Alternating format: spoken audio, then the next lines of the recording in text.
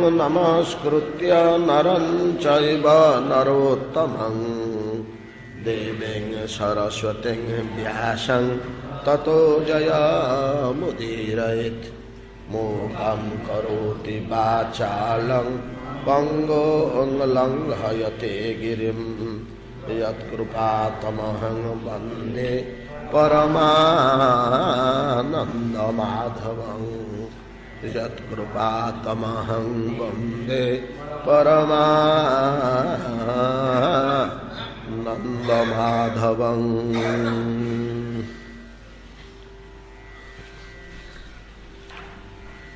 जर्ह्याम्बुजाख्य तव पादतलं रमाया दत्तक्षणं क्वचिदरण्यजनप्रियस्य अस्प्राख्म तत्प्रभृतिनान्यसमक्षमङ्ग स्थातुं त्वयाभिरमिता बत पारयामो। श्रीजर्तपदाम्बुजरजश्चकमे तुलस्या लब्ध्वापि वक्ष्यसि पदं किल भृत्यजुष्टम् जस्यासु वीक्षण कृतेऽन्यसुर प्रयास तद्वत् वयं च तव पादरज प्रपन्ना। तन्नः प्रसीद वृजिनार्दन तिङ्घ्रिमूलं प्रापता विसृज्य वसतिस्तव तदुपासनासा। त्वत्सुन्दरस्मित निरीक्षण तीव्रकाम तपता त्वना पुरुषभूषण देहि दास्यं। विख्यालकावृतमुखं तव कुण्डलश्री गण्डस्थलाधर सुध हसितावलोकं। दत्ताभयं च भुजदण्डजुगं विलोक्य वक्ष्यः श्रियैकरमणं च भवाम दास्यम्। सुखदेव गोस्वामी कहते महाराज परीक्षित श्रवण करंतु। विपुल कुसुम सुरभित मनोरम वृंदावन ज्योत्सना विधूत निशिथिनि खग मृग पशु पक्षी तरुतृण शर्व्य पुलकित समस्ते किछि एक महनीय अवकाश को अपेक्षा करिसंते। पशुपक्षी मानंग समेत वृक्षलतागण समस्ते चिंता करुछन्ति अहो जो सौभाग्य लाभ निमंते के पशु रूपटिए धरी के पक्षी रूपटिए धरी के मर्कट रूपटिए धरी के मृग रूपटिए धरी एपरिकी के तरुटीए ही के लताटीए ही के गुड़मटीए ही बहु कालावधि ये अरण्य आमे जीवन यापन करुछे। जो सौभाग्य लाभ निमंते ताहा निकटवर्ती की अहो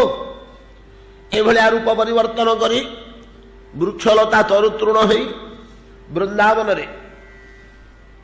बहु काल जावत अपेक्षा करी पड़ी रहिबार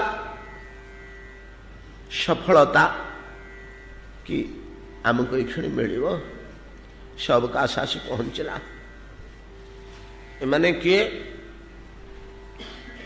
ये पशुपक्षी गुड़िक ये वृक्षलता गुड़िक एमाने किए ए विषय आम किंचित चिंता करिबो कहले टिके अंतर्दृष्टि आवश्यकता अछि। भगवान जेते बेले वृंदावन रे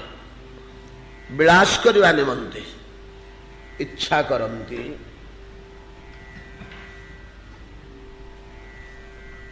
वृंदावन रे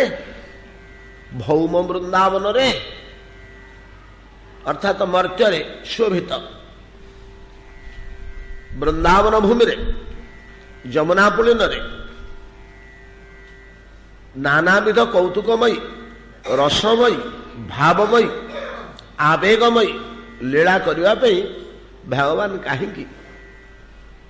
ईप्सित कहीं इच्छा कले तार एकमात्र कारण होची केते केते कल्परु केते केते जुगरु जो भक्तगण केवल उपासना करि आसुचंती हरि भजन करि आसुचंती आउ से माने किछि चाहू नाहंती तार परिवर्तन किछि नौ नाहंती तांग पाखरे कोन ऐश्वर्य सफलता पहुंचुनी पहुंचुछि आपे आसो जमी कपिल कहले देवहूति की बोले माँ शतांग प्रसंगान मम बीर्ज संविद भवन्ति हृत कर्ण रसायना कथा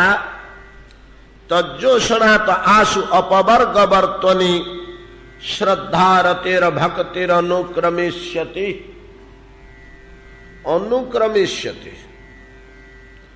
गोटिक पर गोटे क्रमानुसारे सीरियली एक पर दुई दुई पर तीन तीन पर चारि चारि पर पांच ये क्रमानुसारे विक्षिप्त भाव नुहे एक बछर पांच पड़ी आसला तीन ठेली पेली होता मुझे आपको बड़े बोली सात आसिक सामने छिड़ा हो पड़ा एमती नुहे क्रमानुसारे अनुक्रमिष्यति अनुक्रमे क्रमानुसारे गोटे गोटे ही आसी पहुंचे माँ आपे पुओ बोली तो संबोधन करना से तौक देव होती डरुंच प्रभु कौन आसवे शतांग प्रसंगान मम बीर्ज संविद महत् साधु जो मानकर चित्त अंतःकरण निरंतर मो उपरे पर्यवसित मद व्यतिरेक आउ किछि से मानकर अनुभव रे नाही एतादृश साधु मानक गहन रे बसी मम बीर्ज संविद मोर महिमामयी कथा भगवत कथा राम कथा कृष्ण कथा जगन्नाथ कथा निर्मल चित्त साधु से मुहरु शुद्ध विमल भगवत कथा बसिक शुण आ कि आवश्यक नहीं तापरे तुम निकट सब गोटी गोटी ही आपे आसी पहुंच कौन पहुंच प्रभु अनेक जिनिस आसी पहुंच जो को रिद्धि सिद्धि कह जाए ऐश्वर्य कह जाए अलौकिक तेज अलौकिक शक्ति किए छुईदेले रोग भल हो किए कहीदेले वाक्य सफल हो नहीं कि ये सब ऐश्वर्य गुड़ाक आसिक पहुंच काय सिद्धि वाक् सिद्धि नाना प्रकार शक्ति आसी पहुंच ता भीतर मुख्य केतुटा को कहले मुख्य केतुटा को कहले तज्जोषणात आसु अपवर्ग वर्तनी श्रद्धारतेर भक्तिर अनुक्रमिष्यति क्रमे क्रमे आसी तुम पाखे गुड़ाक पहुंच माँ तमें श्रद्धा आनंद सहकारे आग्रह सहकारे साधु संगरे बसी मत कथा श्रवण कर कौन आसी पहुंच अपवर्ग वर्तनी अपवर्ग चतुर्वर्ग चतुर्वर्ग कौन हो धर्म अर्थ काम मुख्य नहीं कि धर्म आसी पहुंच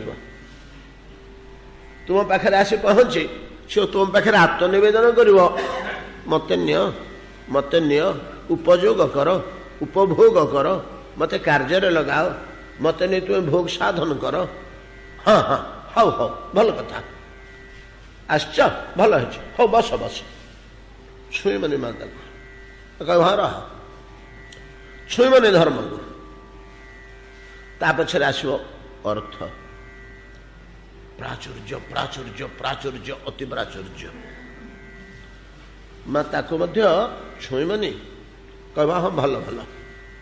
रह था आश्च तो बस बस ये कथा शुणिमार डिस्टर्ब करनी ताकू न छुईले ता पछरे आसव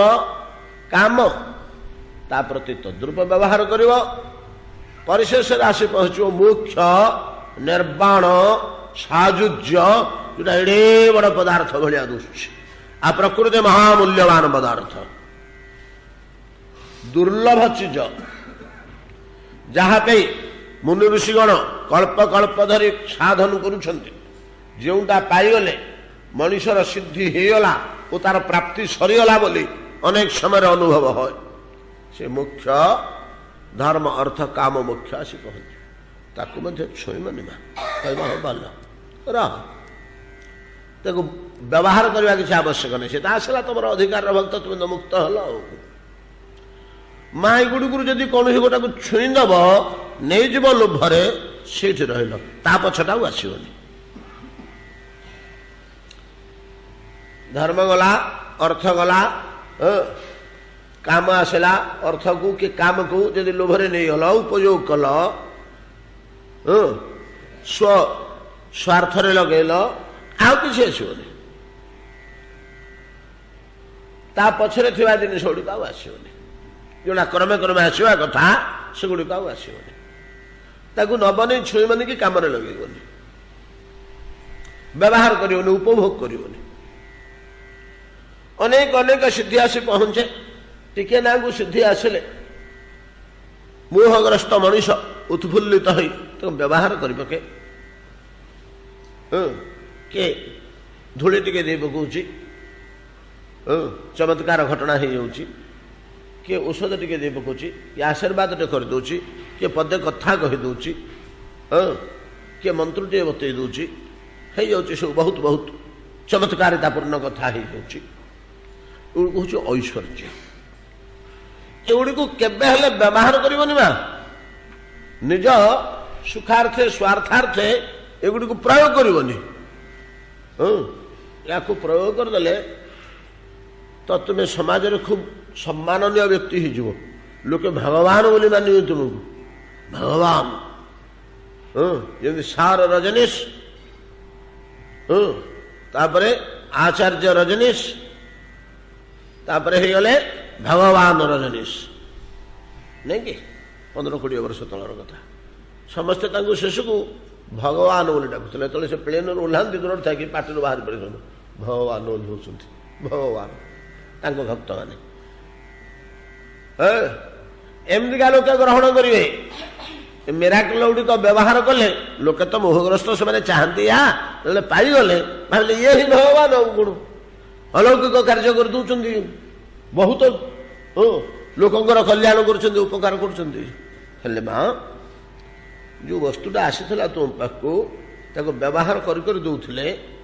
जमी गच्छित पुंजी खर्च कर दौले से सरी सरी जे ऐश्वर्य एटा अच्युत नुह एटा च्युतिशील क्षय हो सरी सरी जीव दिन पूरा मुणी सरीज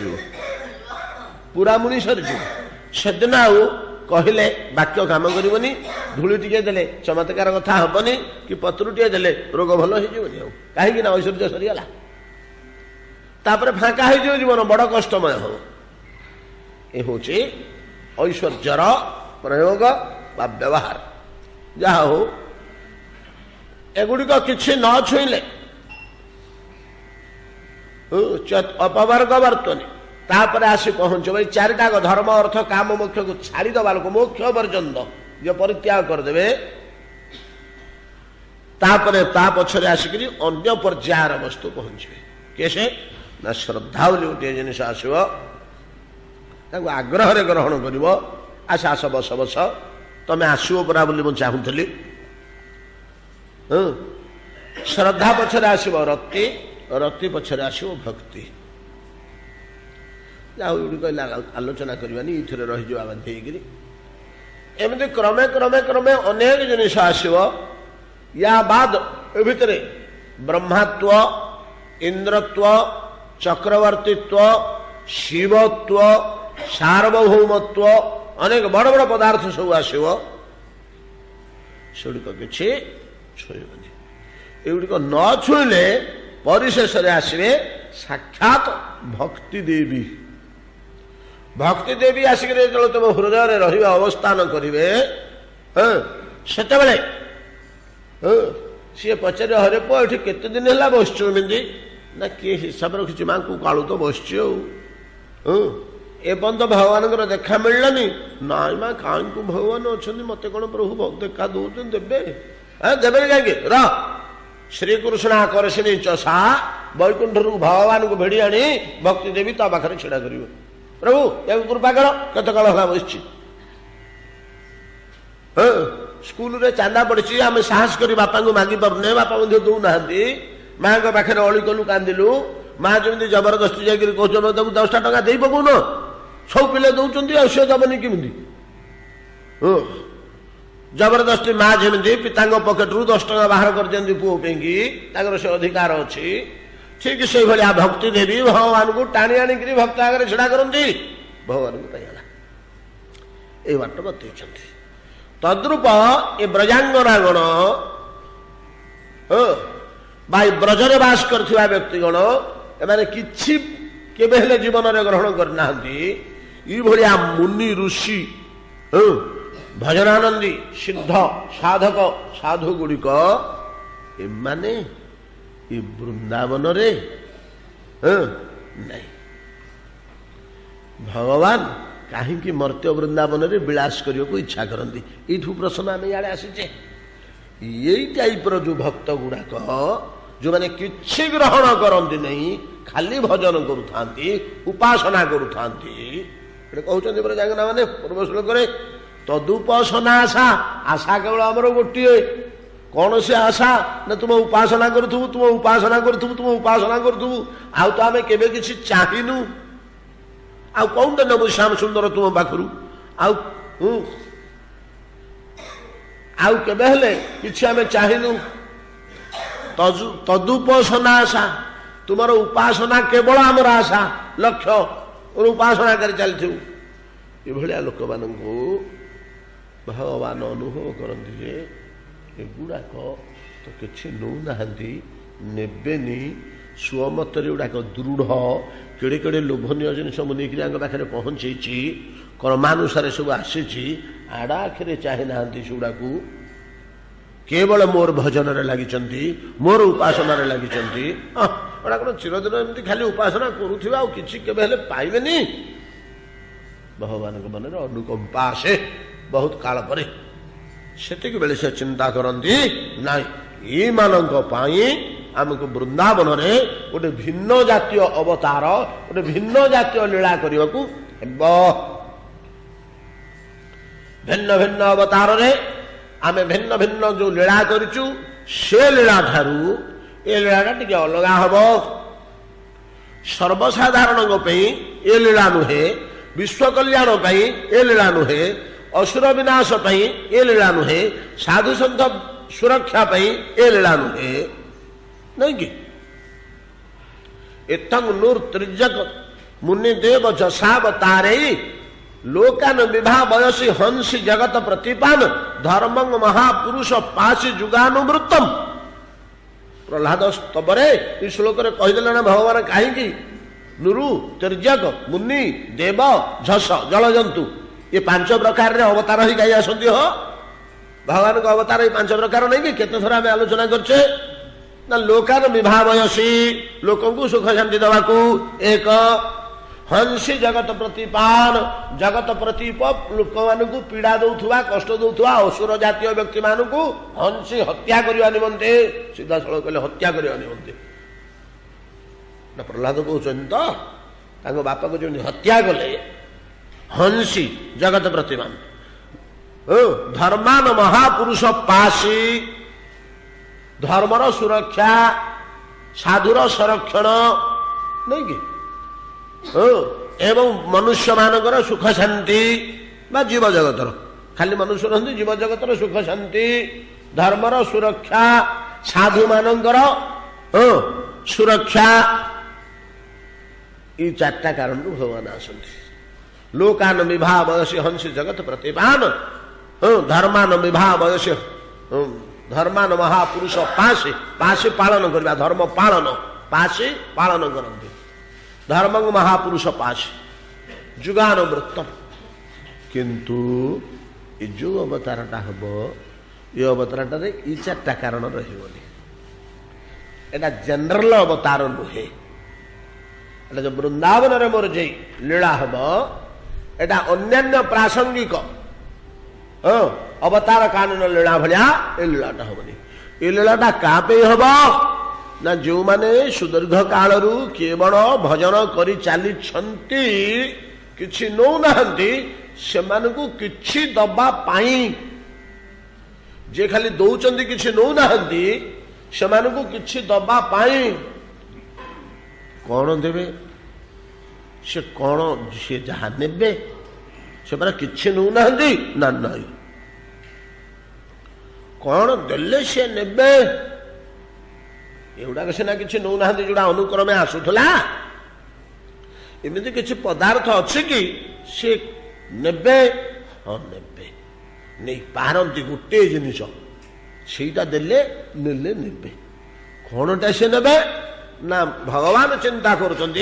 मुझी से डाकी निय निय बोली मो निजकू दे पके ताहले नेले नेबे आउ किसी नेबे जेहेतु गोटे जिनिस लक्ष्य मु निजक जदि पाखे समर्पण कर दिए अर्पण कर दिए मत नहीं जाओ बोली निय मत कौन कर तुलसी दलमात्रेण जलेन चुलुके नवा विकृणीते समात्वान निजक बिक्री कर दियंती एतिकी मूल्य रे भगवान भक्ति भ्यू भक्त वत्सल भक्तवत्सल भगवान निज भक्त मान पाखे यही तक मूल्य रे निज को बिक्री कर दियंती केते मूल्य हो गुड्डे टंका हो भगवान साधारण गाईटे कि छेलीटे किणले आमको 2000-3000 टंका लगुच 10,000 टंका लगुच भगवान को जी नौ गुड्डे मूल्य दवाक पड़ो केते मूल्य भगवान केते मूल्य ना तुलसी दल मात्रेण गोटे तुलसी पाखुड़ा जलेण चुलुके पुषे गंगा जल एति तार मूल्य एतिक मूल्य से निजक बिक्री कर दियंती ना आमे किणु मु तो नीलाम धरबी जेते गंगा जल दरकार आम बाड़ीपटे तो गंगा बही जाते गंगा जल दरकार हो जोगेबी आ तुलसी मन गोटे करी जेते तुलसी दरकार हो देवी मु भगवान को किणी पकेबी इथरे तुलसी दल आ जल भितर एतिकी परिमाणर भाव आवेग प्रेम प्रीति थिबा दरकार जो थे भगवान निज को बिक्री करेंगे तुलसी दल मात्रेण जलेन चुलुके नवा विकृणीते समात्वान भक्ते भ्यू भक्त वत्सल से भगवान चिंता करती मु निजक जदि मु अर्पण कर दिए ताहले माने सिना नेबे बड़ लोभ आ लालसारे ये माने आउ कौन सी वस्तु को उपभोग करेंगे जदि करेंगे केवल मते भोग करेंगे मते केवल भोग करेंगे करि पारंती ए मानंगु संतुष्ट करवा मुष्टिमय भक्त खूब कम संख्यक एटा जगतवासी या साथ किसी संपर्क ना जगतवासी निमंते कार्य नुह सी अत्यंत प्रिय लोक निज लोक को धरिक लीला कर वृंदावन लीलाटा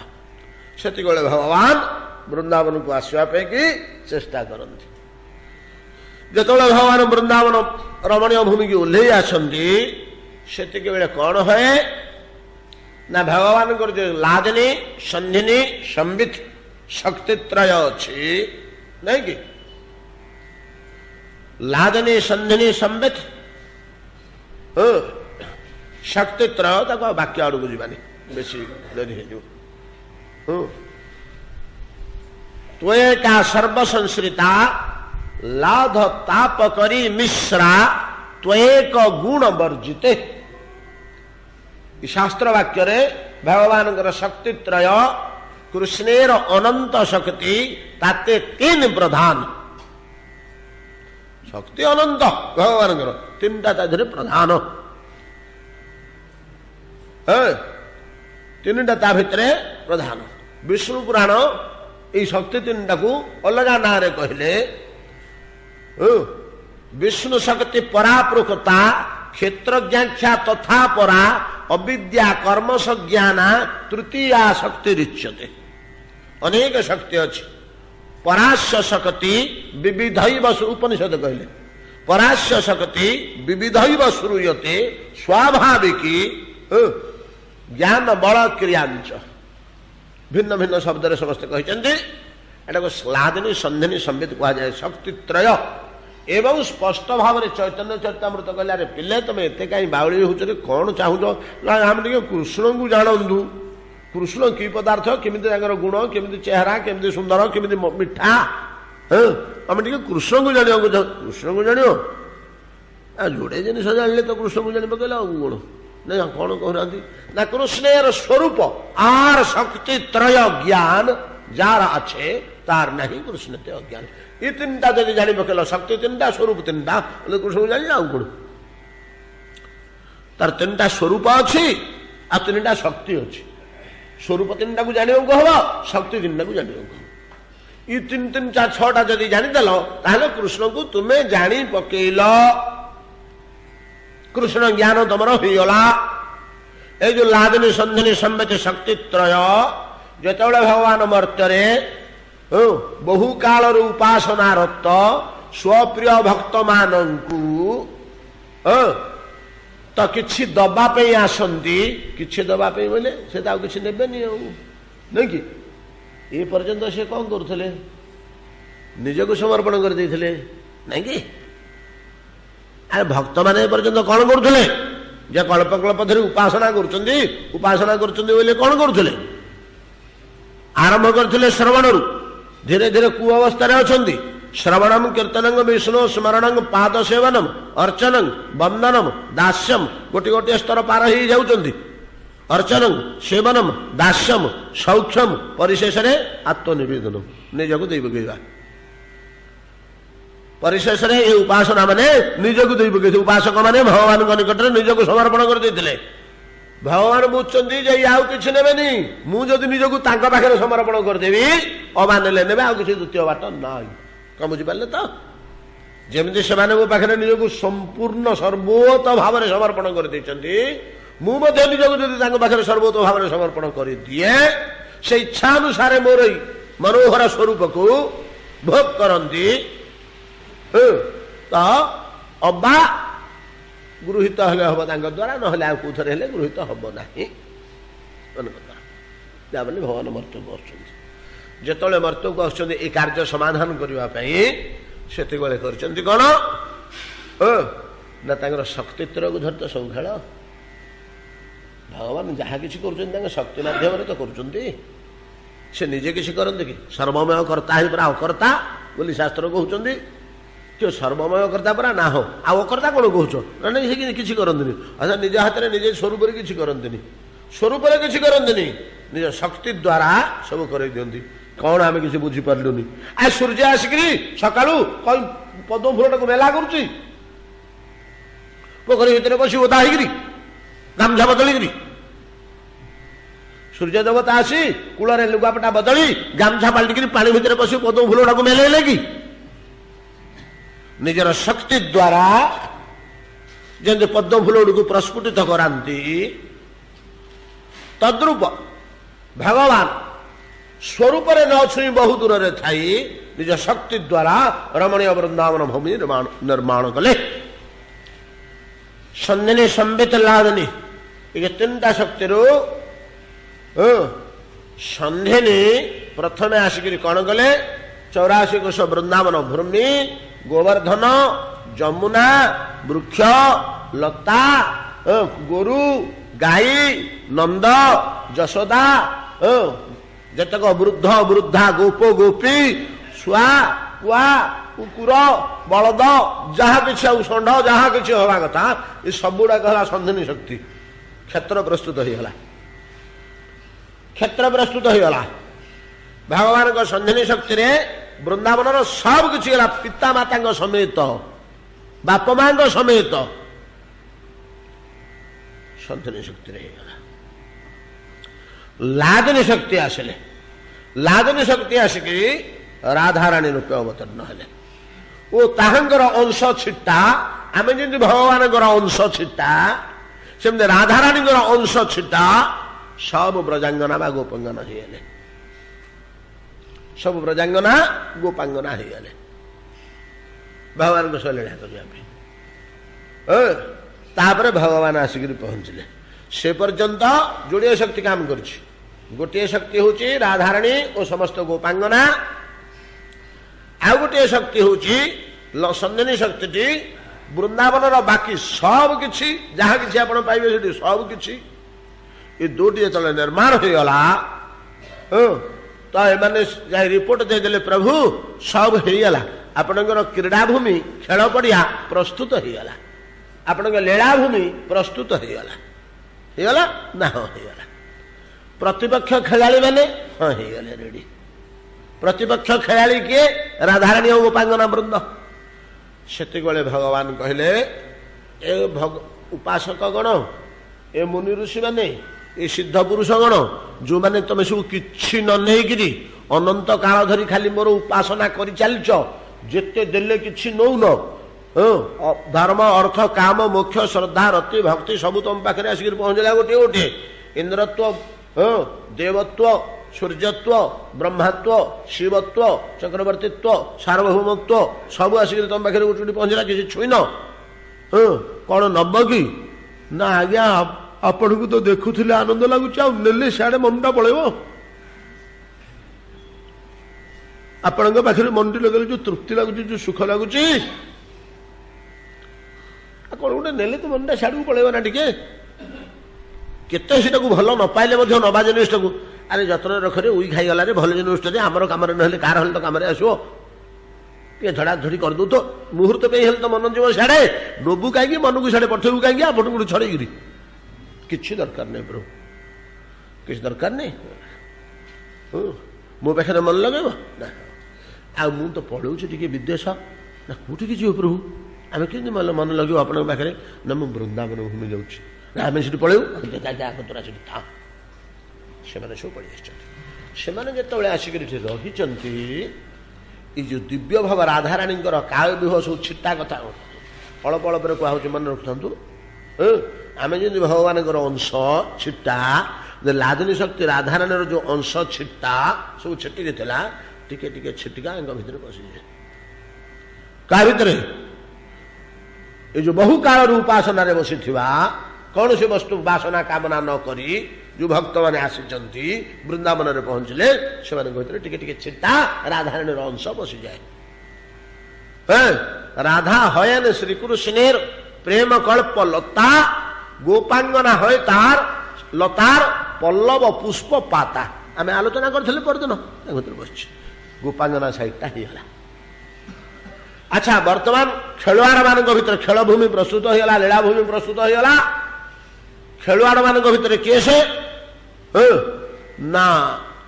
গোপাঙ্গনা মানে রাধারাণী সমেত রেডি হয়ে রহিলে প্রতিপক্ষ ভাবে খেলিବାକୁ। অপর পাখরে ভগবান শ্রী গোবিন্দ একা রহিবে। ଯୋଡ଼ାଏ ଶକ୍ତିରେ ସବୁ ହେଲା ନାଇଁ କି? ନା ହଁ। ଆଚ୍ଛା, ଆଉ ଗୋଟେ ତୃତୀୟ ଶକ୍ତି ଆମର ସମ୍ବିତ ଅଛି ନା? ହଁ, ସମ୍ବିତ ଅଛି। ସମ୍ବିତ ତମେ ଟିକେ ଯାହାଟି ନା, ମୁଁ କଣ କରିବି ପ୍ରଭୁ, ମତେ ଆଦେଶ ଦଉନାହାନ୍ତି। ନା, ତୁମେ ସେଠି ଯାଇକି ପହଞ୍ଚିବ। ସନ୍ଧ୍ୟାନୀ ଶକ୍ତିରୁ ଖେଳଭୂମି ପ୍ରସ୍ତୁତ ହେଇଛି, ଲାଗିନୀ ଶକ୍ତିରୁ ଖେଳର ପ୍ରତିପକ୍ଷ ପ୍ରସ୍ତୁତ ହେଇଯାଇଛନ୍ତି। ମୁଁ ଯିବି, ତୁମେ ରହିକିରି ରେଫେରି ହବ। ରେଫେରି ହେବେ, ସିଏ ଖେଳରେ ଗୋଟେ ରେଫେରି ରହେନି, ଉଭୟ ପକ୍ଷକୁ ଖେଳେଇବ। କେତେବେଳେ ବିଚ୍ଛେଦ, କେତେବେଳେ ମିଳନ, କେତେବେଳେ ମାନ, କେତେବେଳେ ଅଭିମାନ, କେତେବେଳେ ଦୁଃଖ, କେତେବେଳେ ସୁଖ, ନାଇଁ କି? କିନ୍ତୁ ନାନା ପ୍ରକାରର ବସ୍ତୁ ମିଳାମିଶା ହେଇକିରି ନ ରହିଲେ ଲୀଳାଟା, ଆଉ ଜଣେ ଯଦି ସବୁବେଳେ ଜିଣୁଥିବ, ଜଣେ ସବୁବେଳେ ହାରୁଥିବ, ଏମିତି ପଳେଇଲା 10-25 ବର୍ଷ, ସେଥିରେ ମିଠା ଅଛି? ମିଠା ଅଛି କି? ଖେଳଟା କେମିତି ଜୋରଦାର ହେଇ ଇଏ ଏଥର ଜିଣିଲା ବେଳକୁ ସିଏ ସେଥର ଜିଣି ଯାଉଥିବ, ସିଏ ସେଥର ଜିଣିଲା ବେଳକୁ ଇଏ ଏଥର ଜିଣି ଯାଉଥିବ, ବୋଇଲେ ସିନା ଖେଳର ମିଠା। ତ ଏଇସବୁ କାର୍ଯ୍ୟଟା ତୁମେ କରିବ, ଆମେ ତ ଖେଳିବୁ। ଜଣେ ନିୟନ୍ତ୍ରଣ କରିବ କିଏ ଖେଳକୁ? ତମେ ବୁଦ୍ଧି ଘଟେଇ ତମେ ତ ସମ୍ବିତ ଜ୍ଞାନମୟୀ ସମ୍ବିତ କହିଲେ କଣ ଜ୍ଞାନ ଜ୍ଞାନକୁ ସମ୍ବିତ କୁହାଯାଏ। ତେଣୁ ତୁମେ ଜ୍ଞାନମୟୀ ସମ୍ବିତ ଶକ୍ତି ମୋର ତମେ ଜ୍ଞାନ ପ୍ରୟୋଗ କରି ଖେଳଟା କେମିତି ମିଠା ହବ ବହୁତ ସୁନ୍ଦର ହବ ଉଭୟ ପକ୍ଷର ଖେଳାଳି କେମିତି ପରମ ସନ୍ତୋଷ ହେଇଗଲେ କେତେ ଦିନ ପରେ ଗୋଟେ ଖେଳ ହେଲା ଏଇଟା ଭୁଲି ହବନି ଜୀବନରେ ଏଇ ଖେଳଟା ଯେମିତି ଆନନ୍ଦ ଲାଗିଲା ମିଠା ଲାଗିଲା ଏ ଭାବଟା ଯେମିତି ଖେଳାଳି ମାନଙ୍କର ଆସେ ତମେ ସେ କଥା କରିବ। ଯା ସମ୍ବିତ ଶକ୍ତି ଆସିଲେ ଯୋଗମାୟା ପୌର୍ଣ୍ଣମାସୀରେ ନାମିନୀ ଜଣେ ଶ୍ଵେତ ବସ୍ତ୍ର ପରିହିତା ଦୀର୍ଘକାୟା ମୁକୁଳିତ କେଶା ତପସ୍ୱିନୀ ରୂପରେ ସେ ବୃନ୍ଦାବନ ଭୂମି ଭିତରେ ସେ ବିଚରଣ କରୁଥାନ୍ତି। ତାଙ୍କୁ ପୌର୍ଣ୍ଣମାସୀ ବୋଲି କିଏ କିଏ କହନ୍ତି ଯୋଗମାୟା ବୋଲି ତାଙ୍କୁ କୁହାଯାଏ। ତାଙ୍କୁ ଇଏ ସମସ୍ତେ ମାନନ୍ତି। ଏକାଦଶ ରମଣୀୟ ବୃନ୍ଦାବନ ଭୂମି ସନ୍ଧ୍ୟାନ ଶକ୍ତିରୁ ସମୁଦାୟ ଏଇ ଘଟଣା ଯେତେବେଳେ ହେଇଗଲା ଆମେ ସିନା ଗଜମୂର୍ଖ ଗୁଡାକ ଯେ କିଛି ଜାଣୁନେ ଯୋଉ ସିଦ୍ଧ ମୁନି ଋଷି ଗୁଡ଼ିକ ଏ ସନ୍ଧାନ ପାଇଗଲେ ଏମିତି ଏମିତି ଗୋଟେ ଘଟଣା ହବାକୁ ଯାଉଛି ଏମିତି ଗୋଟେ ଘଟଣା ହବାକୁ ଯାଉଛି ଆରେ ଭଗବାନ କେତେ ଥର ଅବତୀର୍ଣ୍ଣ ହୋଇଛନ୍ତି ଆମେ କେତେ ଥର ତାକୁ ଦେଖିଛେ ନାଇଁ କି ଯେତେବେଳେ ରାମ ଅବତୀର୍ଣ୍ଣ ହୁଅନ୍ତି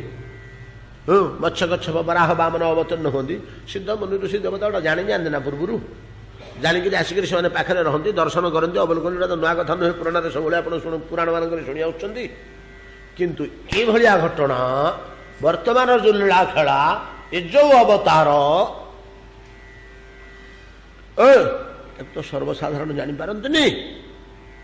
ସେମିତି ଉଚ୍ଚାଙ୍ଗ ମୁନି ଋଷି ମାନେ ଯେତେବେଳେ ଜାଣି ପକାନ୍ତି ଏମିତି ଏମିତି ଗୋଟେ ହଉଛି ଝୁରି ହୁଅନ୍ତି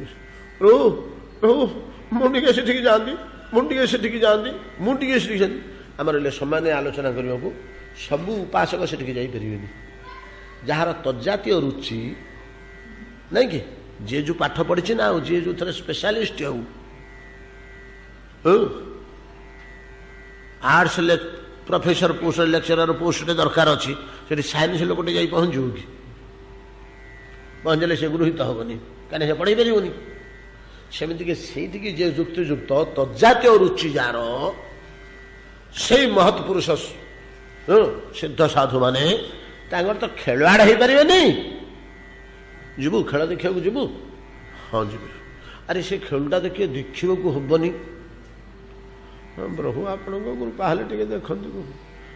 ହଉ ଯା ଶୁଣୁ ଗଛଟେ ହେଇକିରି ରହିବୁ ମୃଗଟେ ହେଇକିରି ରହିବୁ ନେଉଳଟେ ହେଇକିରି ରହିବୁ ମୟୂରଟେ ହେଇକିରି ରହିବୁ ମର୍କଟଟିଏ ହେଇ ସେ ଗଛରେ ବୁଲୁଥିବୁ ଏଇ ରୂପରେ ଦର୍ଶନ କରିବୁ ଭୋଗ କରିବୁ। କାହିଁକି ନା ସେଠି ପ୍ରଜ୍ଞାଟା ଆଚ୍ଛନ୍ନ ଖାଲି ଦେଖିକିରି ଭୋଗ କରିବ ସିନା ପ୍ରତ୍ୟକ୍ଷ ହେଇପାରିବନି କାହିଁକିନା ଅଧିକାର ନାହିଁ। ଏ ଯେତେକ ବୃକ୍ଷଲତା ପଶୁ ପକ୍ଷୀ ସେଇଠୁ ଆମେ ଆଡେ ପଳେଇ ଆସିଲେ ନା ଆଉ ବୃନ୍ଦାବନର ବୃକ୍ଷଲତା ପଶୁ ପକ୍ଷୀ ଅନେକ କାଳ ଧରିକିରି ଅବସ୍ଥାନ କରିଛନ୍ତି ଅପେକ୍ଷା କରିଛନ୍ତି କଣ ଗୋଟେ ଆମେ ପାଇବୁ। ସେ ଅବସର ଆସି ପହଞ୍ଚିଛି ଭଗବାନଙ୍କର ରାସ ବିଳାସ ବ୍ରଜାଙ୍ଗନା ମାନଙ୍କ ସହ ଶ୍ରୀ କୃଷ୍ଣଚନ୍ଦ୍ରଙ୍କର ଅପୂର୍ବ ରସମୟୀ ଲୀଳା ଭାବମୟୀ ଲୀଳା ଯୋଉ ଲୀଳାଟାର ଗନ୍ଧ ପର୍ଯ୍ୟନ୍ତ ଆମେ ଧରିପାରୁନେ ହଁ ଲେଖା ହେଇଛି ପୁରାଣରେ ବୋଲି ପଢୁଛେ ଏଣୁ ତେଣୁ ଆମ ବୁଦ୍ଧି ଜ୍ଞାନ ଅନୁସାରେ ଆଲୋଚନା ଚର୍ଚ୍ଚା କରୁଛେ ସିନା ତାର ଅନ୍ତର୍ନିହିତ ଭାବ ସତ୍ତା ବୁଝିବା ପାଇଁ ଆମର ପ୍ରଜ୍ଞା ଶକ୍ତି ନାହିଁ। ଆମକୁ ଆମର ସାଂସାରିକ ଲୀଳା ଭଳିଆ ଗୁଡାକ ଦୁଶୁଛି ଏଇଟା ସ୍ୱାଭାବିକ। ଏଭଳିଆ ଅବସ୍ଥାରେ ବ୍ରଜାଙ୍ଗନା ମାନେ ଭଗବାନଙ୍କର ମୋହନ ମୁରଳୀର ଧ୍ୱନିରେ ଆକୃଷ୍ଟ ହୋଇ ଗୃହରୁ ସର୍ବସ୍ୱ ତ୍ୟାଗ କରି କୃଷ୍ଣଙ୍କ ପାଖରେ ଆସି ପହଞ୍ଚନ୍ତି। କୃଷ୍ଣ କହିଛନ୍ତି ପଳା ଘରକୁ ତମେ ଝିଅ ପିଲା ଗୋଟେ କୁଆଡେ ରାତି ଅଧରେ ତମକୁ ଲାଜ ସରମ କିଛି ନାହିଁ କିଲୋ ଆମ ଗାଁଟାକୁ ତମେ କିନ୍ତୁ ନିନ୍ଦିତ କରିଦବ ନା କଣ ପୃଥିବୀରେ ଏ ଗାଁ ଲୋକ ଗୁଡାକ ଏମିତି ଝିଅ ଗୁଡାକ ଏମିତି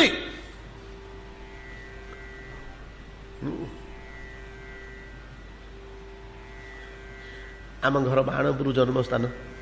ଆମ ବାଣପୁରରେ ଏମିତି ଗୋଟେ କଥା ଅଛି ଆଉ ଗୋଟେ ଶୁଣିବାକୁ ମିଳୁଛି ଯାହା ହଉ ସେ ଭିତରେ ବୋଲି ପଶିବାନି ଝିଅ ବୋହୂ ମାନଙ୍କର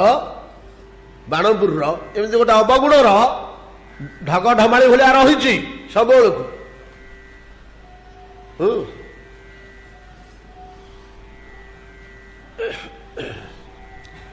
तो भगवान कृष्ण जो प्रत्याख्यान कले तुम्हें पलि जाओ स्वगृह को फेरी जाओ ब्रजांगना मानक से बड़ बाधिला अंतर्गत से दोहन होगला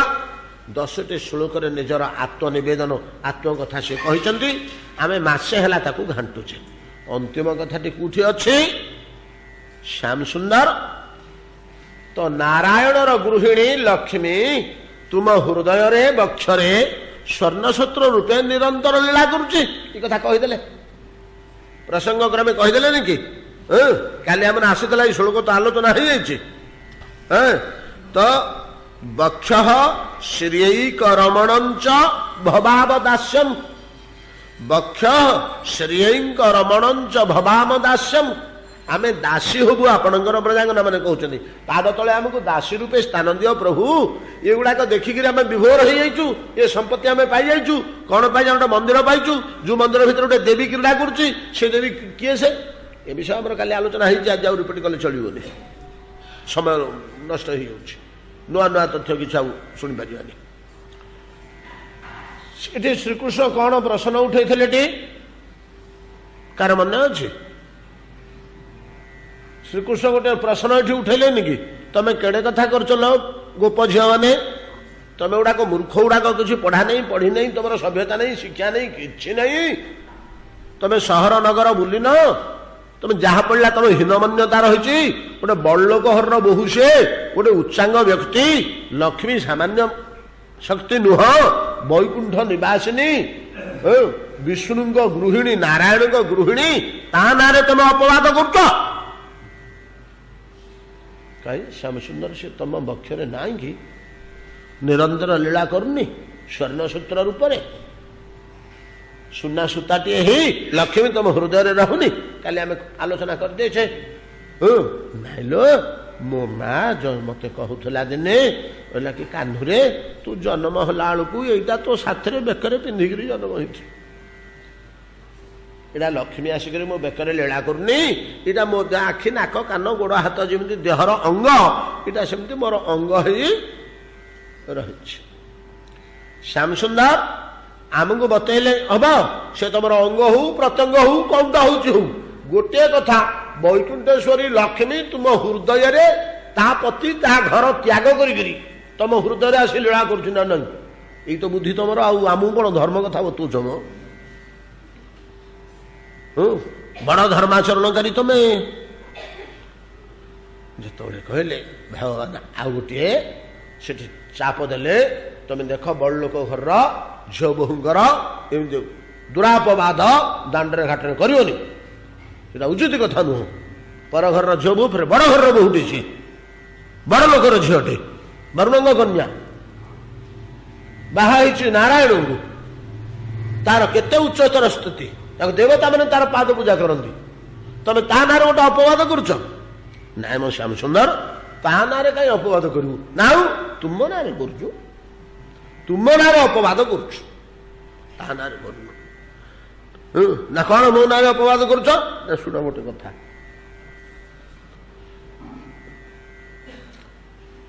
प्रभु श्रीराम बोली दशरथ पुत्र थिले तांकर पत्नी जनक राजा कन्या जानकी अरण्यर जो एकाग्नि कुटीर भितर थिले राक्षस राज रावण तो बलपूर्वक से कन्या को अपहरण करने बलपूर्वक से कन्या को अपहरण करने बलपूर्वक जो अपहरण कर राक्षस राज रावण नहीं गला सेतिक बेले लोके रावण को दोष देले ना जानकी की दोष देले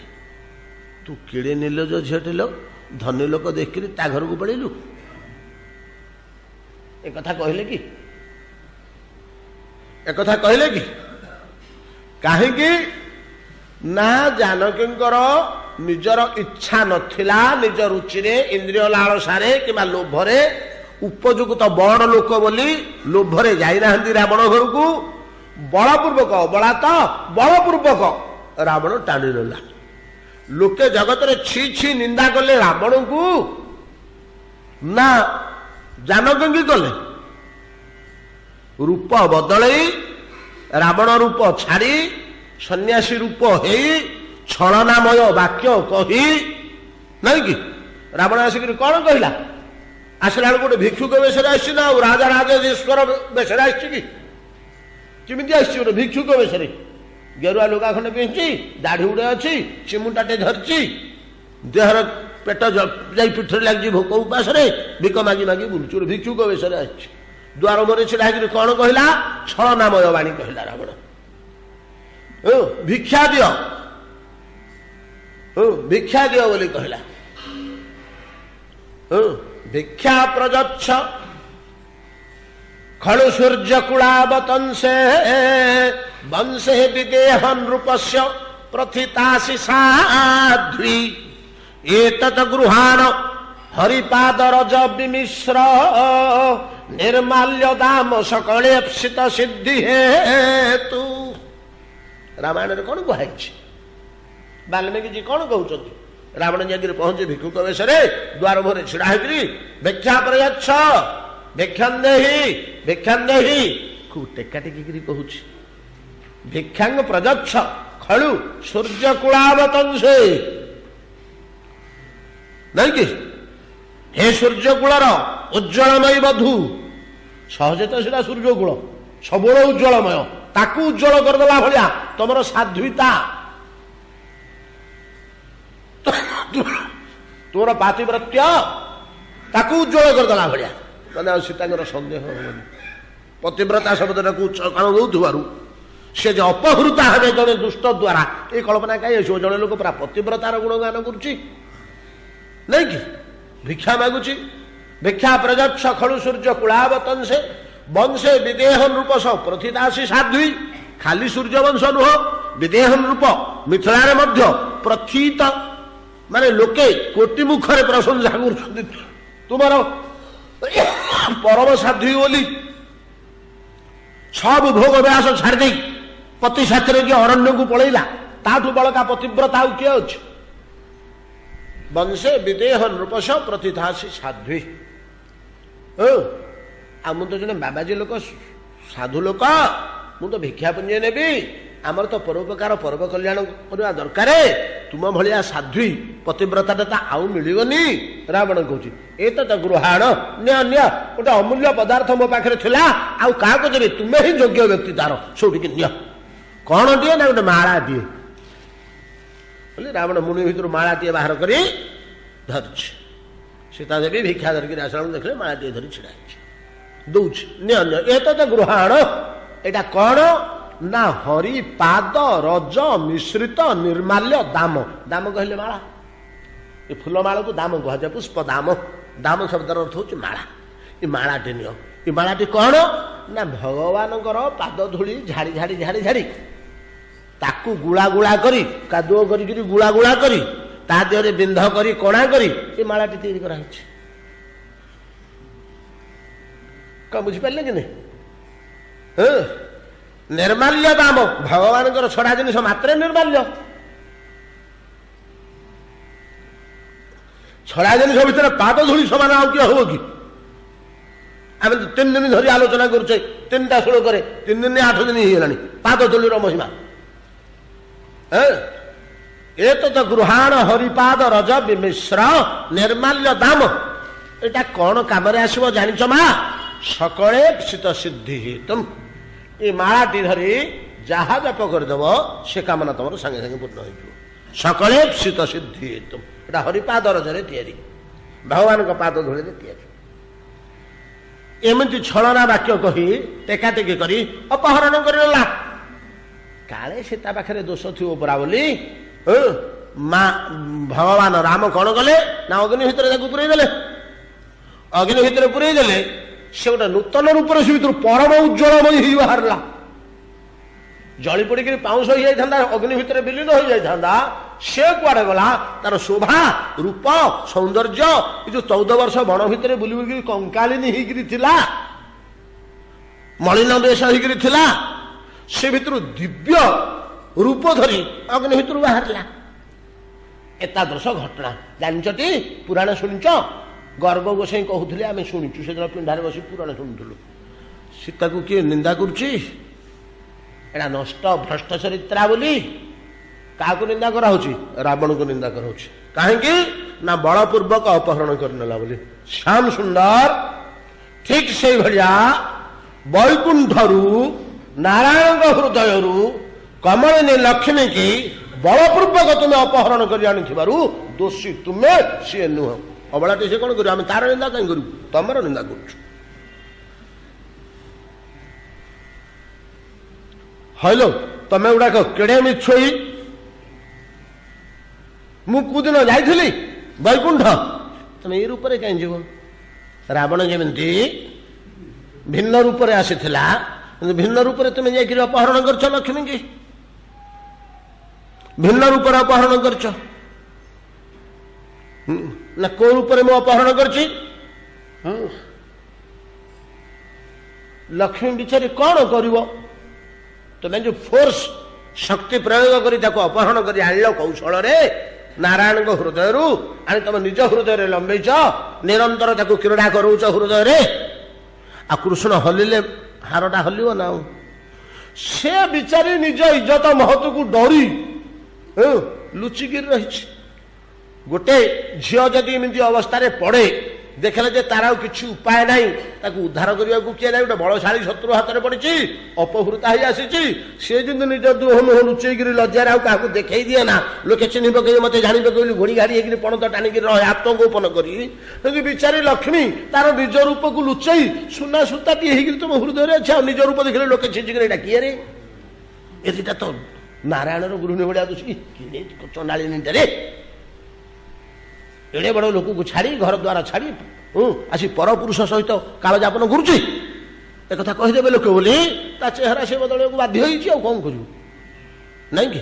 तार वैकुंठेश्वरी रूप लावण्य परित्याग करी सुवर्ण सूताटी तुम हृदय लीला करुड़ाक जो शुणिले ब्रजांगना मान भगवान मुंड गोलमाल है कि कौन तुम सब एमती कथा कही जाऊ चलो कौ दिन मु वैकुंठ को जाइली कौ दिन मुझे अपकर्म करुच्ची हाँ धर्म धुरंधर आमको धर्म कथा बताऊल बहुत धर्म कार्य तुम कर वैकुंठेश्वरी लक्ष्मी तुम आन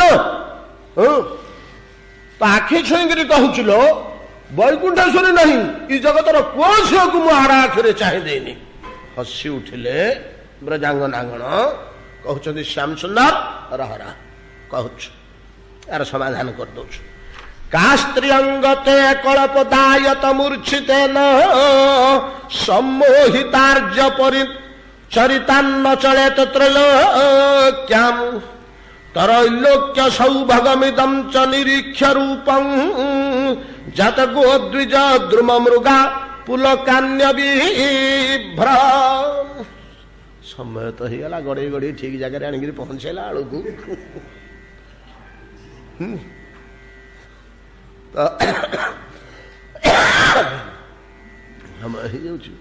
का स्त्रीअंग श्याम सुंदर हे अंग प्रियतम कहल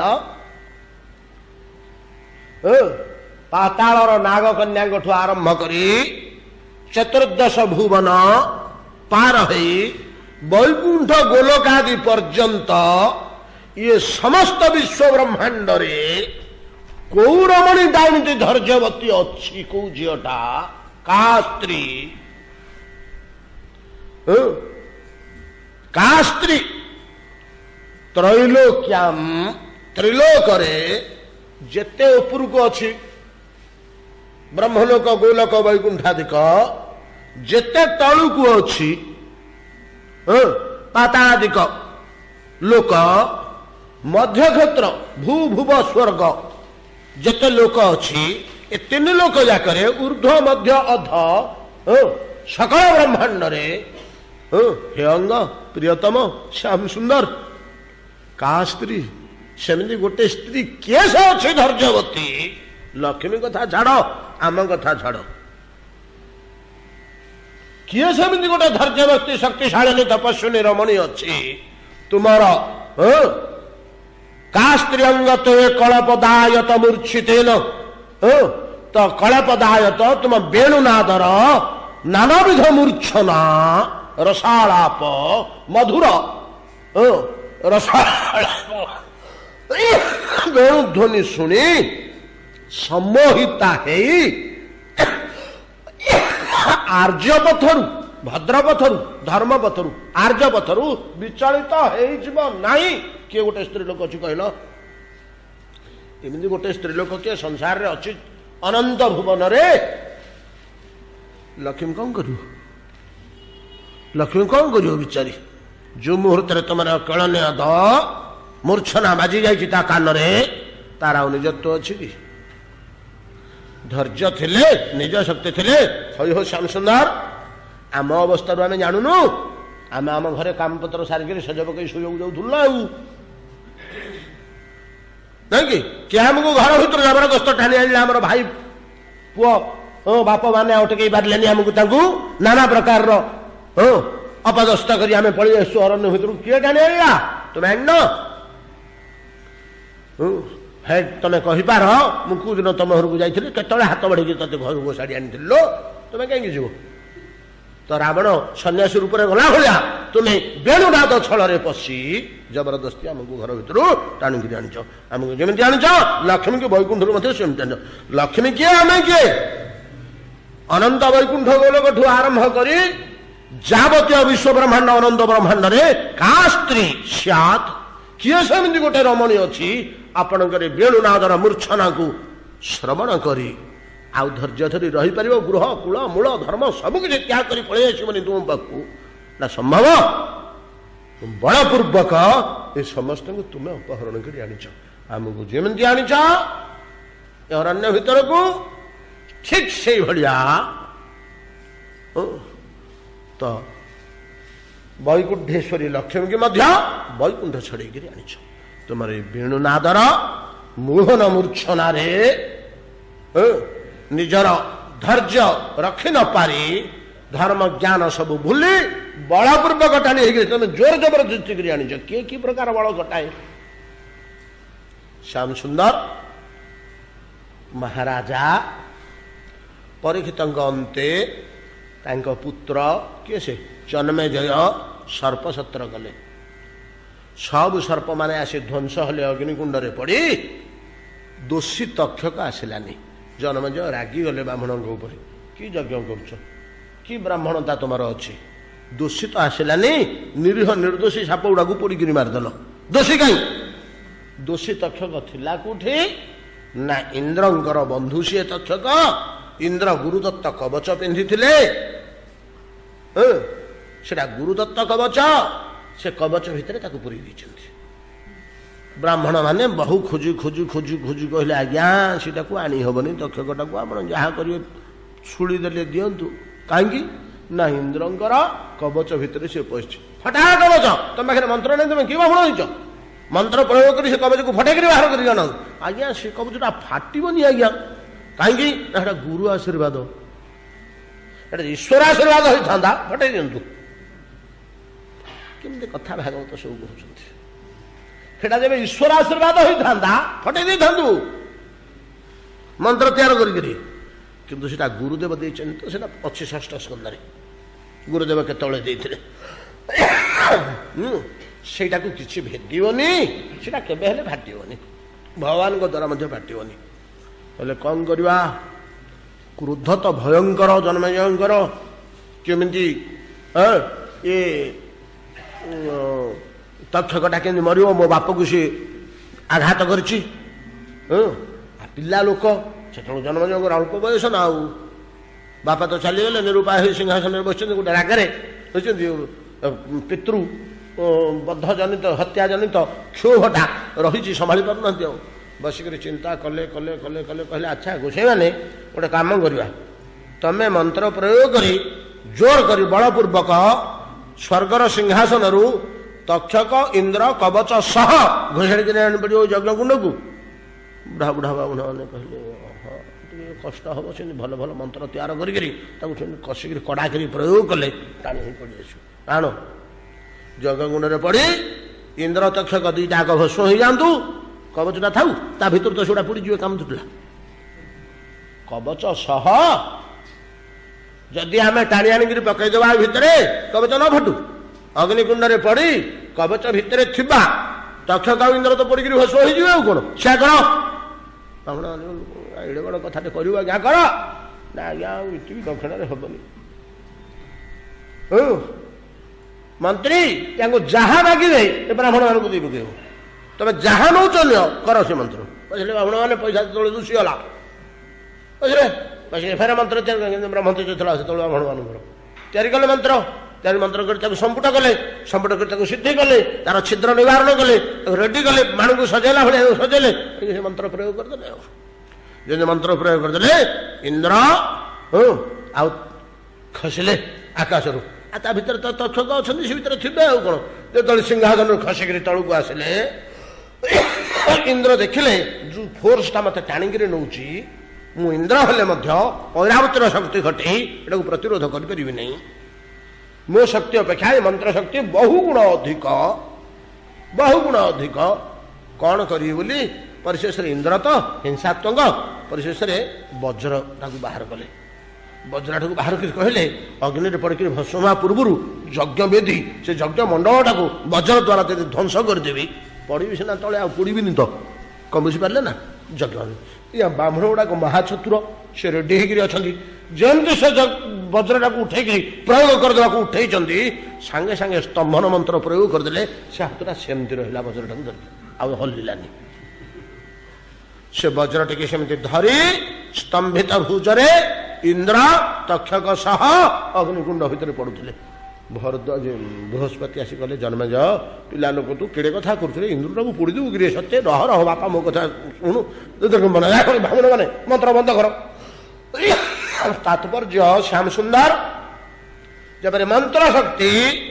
ଇନ୍ଦ୍ର ଭଳିଆ ତେଜିଆନ ବ୍ୟକ୍ତିକୁ ସ୍ୱର୍ଗରୁ ଘୋଷାଡ଼ିକିରି ଧରପଡ଼ି ଆସିଥିଲା ସେମିତି ତୁମର ଏଇ ବେଣୁନାଦ ବୈକୁଣ୍ଠେଶ୍ୱରୀ ଲକ୍ଷ୍ମୀକି ମଧ୍ୟ ନାରାୟଣ ହୃଦୟରୁ ଘୋଷାଡ଼ିକିରି ଧରପଡ଼ି ଆସିଛି ଟିକେ ଦୋଷୀ କିଏ ସିଏ ନା ତମେ ସେ ନା ତମେ ତେଣୁ ତୁମର ହିଁ ସ୍ୱଭାବ ତୁମର ହିଁ ଶକ୍ତି ଲକ୍ଷ୍ମୀ ପର୍ଯ୍ୟନ୍ତ ଅଭିଭୂତା ତୁମର ବେଣୁନାଦରେ ଯୋଉଥିରେ ଆଉ ପୃଥିବୀରେ ଲକ୍ଷ୍ମୀ ଯେ ତ ଅବସ୍ଥା ୟା ଏ ଜଗତରେ କେଉଁ ରମଣୀ ଅଛି କାହା ସ୍ତ୍ରୀ କା ସ୍ତ୍ରୀଅଙ୍ଗତେ କଳପଦାୟତ ମୂର୍ଚ୍ଛିତେନ ସମ୍ମୋହିତାର୍ଯ୍ୟ ଚରିତାନ୍ ନ ଚଳେ ତତ୍ର ଲୋକ୍ୟାମ୍। କା ସ୍ତ୍ରୀ ଆପଣଙ୍କର କଳପଦା ମୂର୍ଚ୍ଛିତେନ ବିଚଳିତ ହେଇ ଆର୍ଯ୍ୟ ପଥରୁ ସଭ୍ୟ ପଥରୁ ଭଦ୍ର ପଥରୁ ବିଚଳିତ ହେଇଯିବନି। ଏମିତି ଗୋଟେ ସ୍ତ୍ରୀ ଲୋକ କାହିଁ କାହାର ଏତିକି ଧୈର୍ଯ୍ୟ ଅଛି କିଏ ବିଚଳିତ ନ ହବ ଯାଉ ଲକ୍ଷ୍ମୀ ଆସିବନି। ଆଉ ଗୋଟିଏ ପଦ ଅଛି ମୋତେ ଆଜି ଦେହଟା ଭାରି ଅସୁସ୍ଥ ବୋଧ ହେଉଛି କାହିଁକି ଜାଣି ସକାଳଠୁ ଭଲ ଲାଗୁନି କିଛି ତେବେ ଭଗବାନଙ୍କ କଥା ଟିକେ କହିଦେଲେ ଆଶ୍ୱସ୍ତ ଲାଗେ। ଯାହା ଆଜି ଏତିକି